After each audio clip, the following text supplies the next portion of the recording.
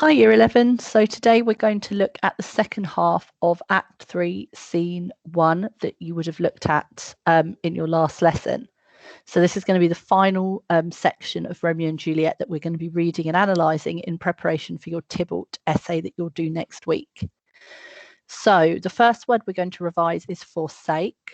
So think back to last year when we looked at this word. Can you remember what forsake means? Then you can have a go at answering this question. So what examples have we seen of Romeo and Juliet being prepared to forsake their families? So before we look at our new word, the cover teacher can pause the video to get you to answer this question. So our new word is desolate. If someone is desolate, they're feeling or showing great unhappiness or loneliness. So if the cover teacher can please pause the video now and let you write down that definition.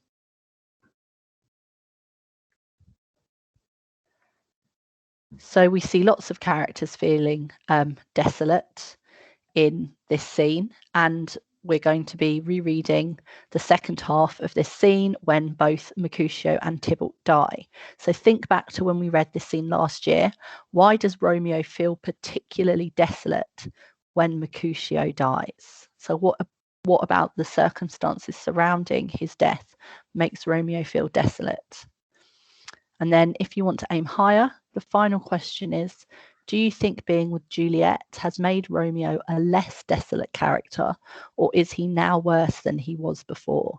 So there's no right answer to that question. It's about your personal opinion on how being with Juliet has changed Romeo, either for the better or the worse. So if the cover teacher can pause the video and give you a couple of minutes to answer those questions, and then I'll go through the answers.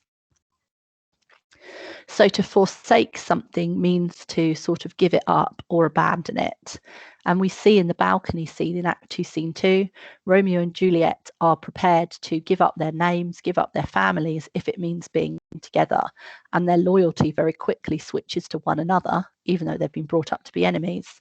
And they are prepared to sort of turn their backs on their family, which shows that neither of them have clearly ever been very interested in the ancient grudge anyway. Maybe that's why fate has chosen them to essentially be these sacrifices to bring the two families together. Romeo feels particularly desolate when Mercutio dies, because Mercutio dies blaming Romeo. He says, "Why the devil came you between us? I was hurt under your arm," which we're going to be reading today.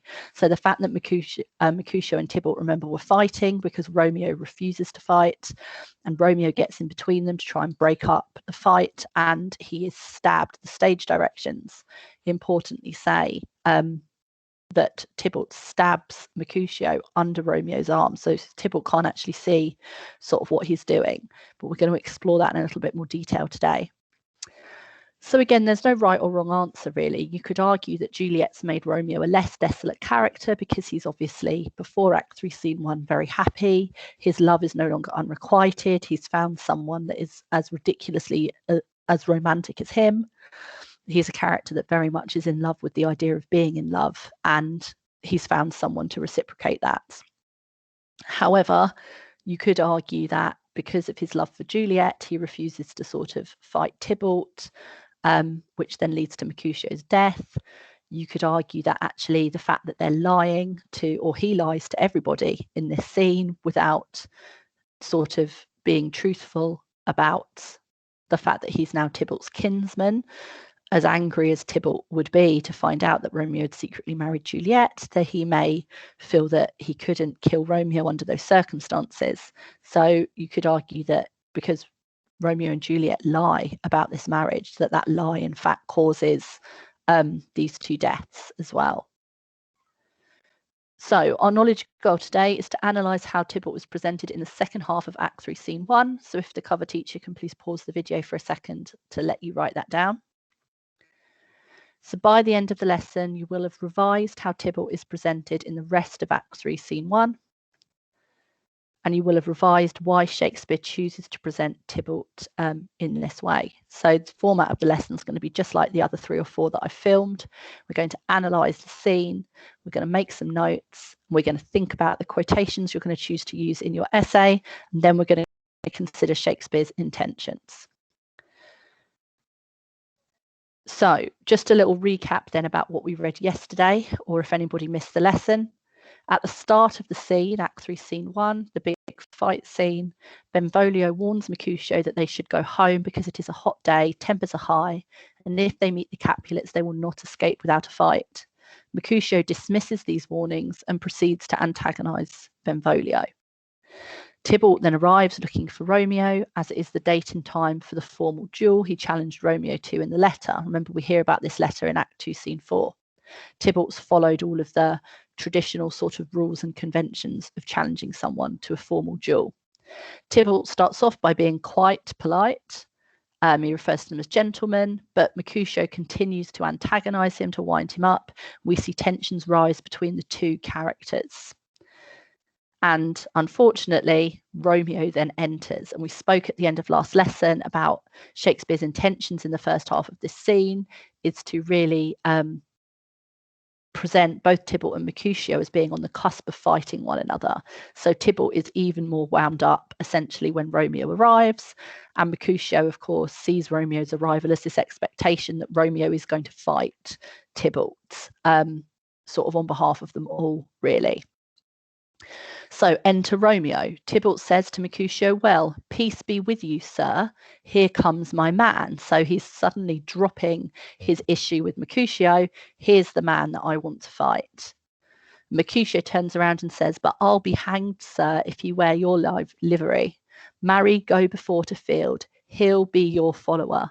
Your worship in that sense may call him man. So he's essentially saying, yeah, go on, Romeo's going to fight you. He'll be your follower. He'll match you. So Mercutio is absolutely assured here that Tybalt and Romeo are going to formally fight. It sort of makes sense then why Mercutio is so horrified when Romeo refuses. So Tybalt then turns around and says, Romeo, the hate I bear thee can afford no better term than this.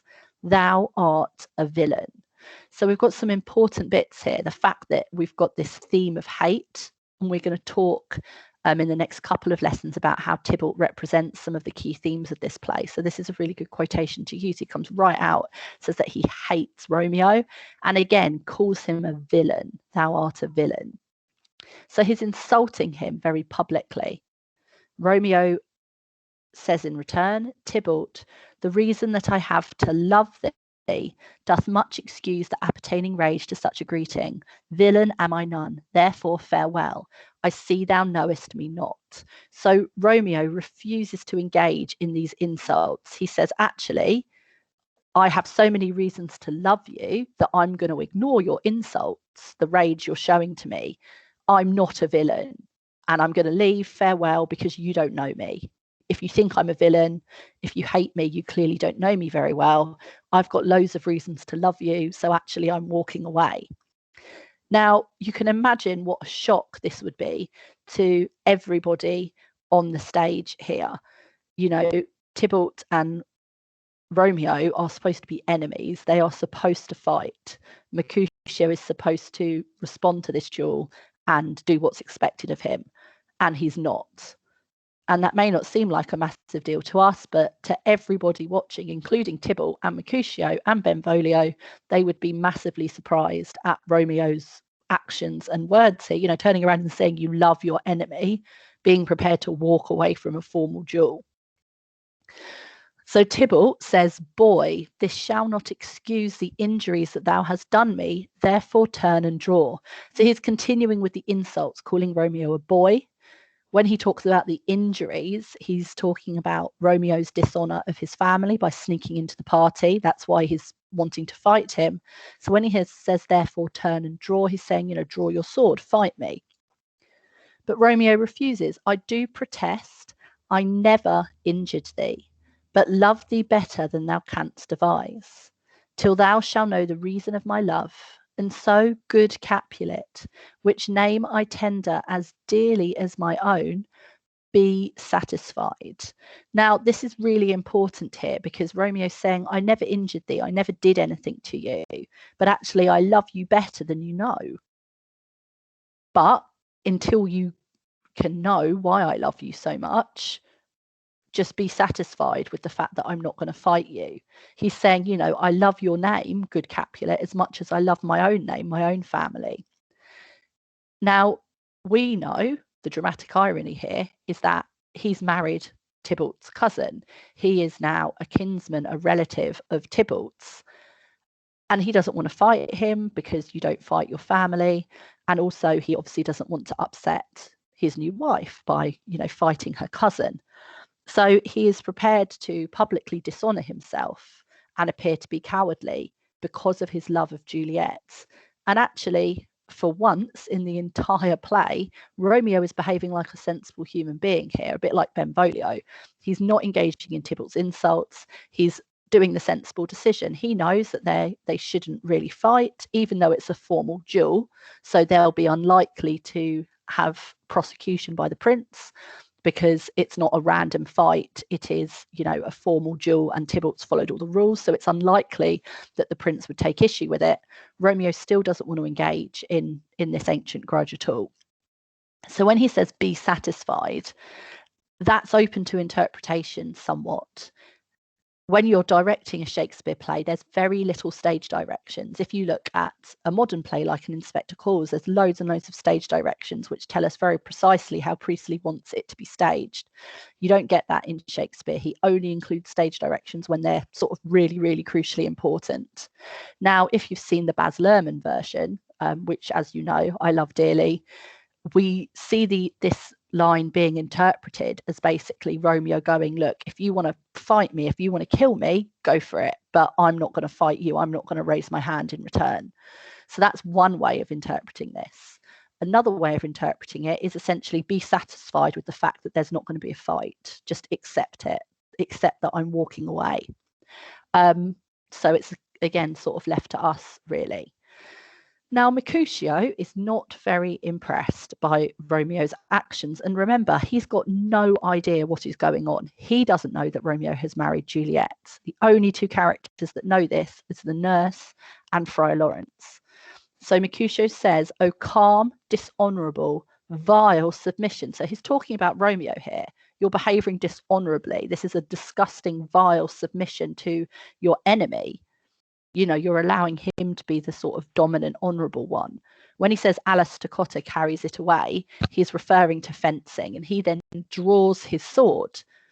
And he says, "Tybalt, you rat catcher, will you walk?" Now, rat catcher is a link back to this nickname of Tybalt as the Prince of Cats that I explained in our last lesson, or the lesson before. So Mercutio has made the absolutely crucial decision here to fight. He draws his sword. He challenges Tybalt to a fight. Now, Mercutio's intentions here are left very ambiguous, deliberately by Shakespeare. Is Mercutio fighting in Romeo's place because he doesn't want his friend to be dishonoured, although you weren't really supposed to do that in a formal duel? Is he just going, yippee, this is my excuse now to fight Tybalt, who we know from Act 2, Scene 4, he's got a really low opinion of anyway? Is he angry at Romeo and wanting to sort of, I don't know, upset and annoy Romeo by fighting Tybalt that Romeo's proclaiming to love? We don't know for sure. And again, it's open to interpretation. But when you analyse this scene and you analyse Tybalt's presentation, it's really, really important to appreciate we don't know what Tybalt would have done. We don't know if Tybalt would have randomly stabbed Romeo here out of anger. Would he have been forced to walk away? Because it would be dishonourable to kill and fight a man who is refusing to draw his sword to defend himself. Everything we know about Tybalt so far in this play is that he is a character who is hot-headed and truculent and aggressive and defiant, but does have a keen sense of honour. He feels like all of his actions are justified through this code of honour.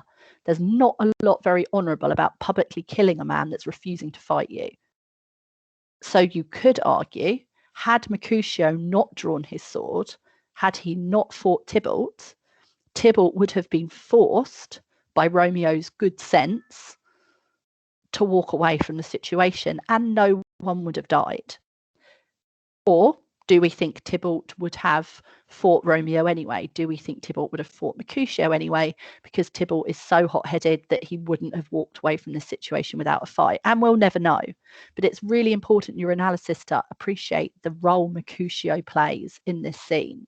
And Shakespeare deliberately wants us to be unsure as to if Mercutio hadn't stepped in and hadn't heightened the aggression, would there in fact have been a fight? So for those of you aiming for the top grades in particular, you want to make sure that you include that analysis linked to one of your Tybalt quotes. So Tybalt turns around to Mercutio and says, "What would thou hadst with me?" So what do you want from me? And Mercutio says, "Good king of cats." So that link to that nickname again, "Nothing but one of your 9 lives that I mean to make bold withal. And as you shall use me hereafter, dry beat the rest of the 8. So he's essentially saying, you know, this nickname is King of Cats, one of your 9 lives. Now, this line is quite important because, again, we don't know what Mercutio's intentions are here. Is he wanting to fight Tybalt to the death? Or is he just wanting to sort of fight him really for fun and out of anger? Because obviously we know a cat, or cats stereotypically have 9 lives. So a cat can lose a life and still be alive. So you could say the fact that he only wants one of Tybalt's 9 lives could be your could be the textual evidence for the fact that Mercutio doesn't actually intend to kill Tybalt, because even if he does take one of his 9 lives, Tybalt will still remain alive, if that makes sense. But again, Shakespeare's leaving it quite ambiguous as to what either of their intentions. You know, does Tybalt actually mean to kill Mercutio? If you look at some stage versions of this, the director sort of decides really whether they're just sort of doing it not for a laugh because they dislike each other a lot, but they're doing it for show almost, as a bit of a game. And then other directors interpret this scene as, no, they're absolutely going flat out trying to kill each other. So it's up to you really how you choose to interpret that. Will you pluck your sword out of its pitcher by the ears? So will you draw your sword from its scabbard? Make haste, lest mine be about your ears ere it be out. So he's like, well, hurry up and draw your sword because I'm going to fight you. And Tybalt says, I am for you. So yes, I'll fight you. And he then draws his sword. Romeo is horrified by this and says, gentle Mercutio, put thy rapier up, thy sword. So he's like, stop this, you know, put your sword away. Mercutio says, come, sir, your passado. Now, this is a deliberate link back to Act 2, Scene 4, when Mercutio was mocking Tybalt's fighting style. Passado is a dueling sort of move or term. And then again, in the stage directions, Mercutio and Tybalt fight. Benvolio and Romeo both sort of try to stop them. Romeo says, draw Benvolio, so draw your sword, beat down their weapons, so help me, you know, beat down their swords. Gentlemen, for shame, forbear this outrage. Tybalt, Mercutio, the prince expressly hath forbidden bandying, fighting in Verona streets. Hold, Tybalt, good Mercutio. So again, if you watch a staged version of this, you'll see the choreographed fighting and you see Romeo keeps physically putting himself between them. And this stage direction is really important. So Tybalt, under Romeo's arm, stabs Mercutio and then flies, then runs away off stage with his followers. So Tybalt, when he stabs Mercutio, can't actually see what he's doing. So in your essay, you may choose to analyze these stage directions and say, again, Shakespeare leaves it, it's very ambiguous. Did Tybalt intend to mortally, fatally wound Mercutio? Is it in fact Romeo's fault for getting between them that anybody died? So Tybalt runs away. Mercutio says, I am hurt, a plague on both your houses. I am sped. Is he gone and hath nothing? So a plague on both your houses is really important. It's a curse, essentially, on both the Capulet and the Montague houses. Considering the heirs of the Montague and the Capulets die at the end of this play, this curse is very important. Benvolio says, what, art thou hurt? Mercutio says, aye, a scratch, a scratch. Marry, 'tis enough. Where is my page? Go, villain, fetch a surgeon. So it's only quite a small wound, actually. That's why at first Romeo and Benvolio don't really think much of it, but it is in fact, it's pierced an organ. Obviously they had very little medicine and ability to operate in those days. So essentially this wound that Tybalt's got will kill him. Romeo says, courage, man, the hurt cannot be much. So, it can't be that bad. Mercutio says, no, 'tis not so deep as a well, nor so wide as a church door, but 'tis enough, 'twill serve. Ask for me tomorrow, and you shall find me a grave man. So even dying, Mercutio's still cracking jokes. He's saying, I'll be dead, I'll be in my grave. I am peppered, I warrant, for this world. A plague on both your houses. Sounds, a dog, a rat, a mouse, a cat, to scratch a man to death. A braggart, a rogue, a villain that fights by the book of arithmetic. So he can't believe that just this one wound by a man like Tybalt has killed him. Why the devil came you between us? I was hurt under your arm. So he is essentially blaming Romeo for his death. I was hurt under your arm. It's your fault. Poor Romeo says, I thought all for the best. So he thought he was just doing what was right. Mercutio says, help me into some house, Benvolio, or I shall faint. A plague on both your houses. They have made worm's meat of me. And soundly too, your houses. So Mercutio then leaves and actually dies off stage. And his last words are, again, cursing both families. So Romeo's talking to himself here. This gentleman, the prince's near ally, my very friend, hath got his mortal hurt in my behalf. So he blames himself. My reputation stained with Tybalt's slander, so Tybalt's insults. Tybalt that an hour hath been my kinsman, my family member. O sweet Juliet, thy beauty hath made me effeminate, and in my temper softened valor's steel. So he's actually blaming Juliet. He's saying, my love for you has made me womanly. And he's blaming himself for not fighting Tybalt in the first place. So Benvolio comes back on stage. Oh, Romeo, Romeo, brave Mercutio's dead. That gallant spirit hath aspired the clouds, when too untimely here did scorn the earth. So Mercutio has died off stage. Romeo says, this day's black fate on more days doth depend, but this begins the woe. Sorry, I can't really read that last line there because my something in my screen's in the way, but I'm sure you can read it for yourself. So the important bit here is black fate. We know that fate is a key theme in this play, and Romeo is essentially blaming fate here for what's happened.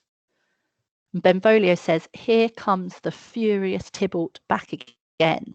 So Tybalt, incredibly stupidly, comes back onto the stage. So this is really important as well, because had Tybalt not returned to the scene, would Romeo have sought Tybalt out and killed him? Which is essentially what happens now, as you'll remember. So is it Tybalt's own fault? Why did he return? Did he return to check whether Mercutio was dead? Did he return to kill Romeo? Again, Shakespeare leaves it very ambiguous. We don't know. But it is the fact that Tybalt returns that makes Romeo kill him. So Romeo says, alive in triumph and Mercutio slain. So he's like, oh, Tybalt's come back to gloat at the fact that Mercutio's dead. Away to heaven, respective lenity, and fire-eyed fury be my conduct now.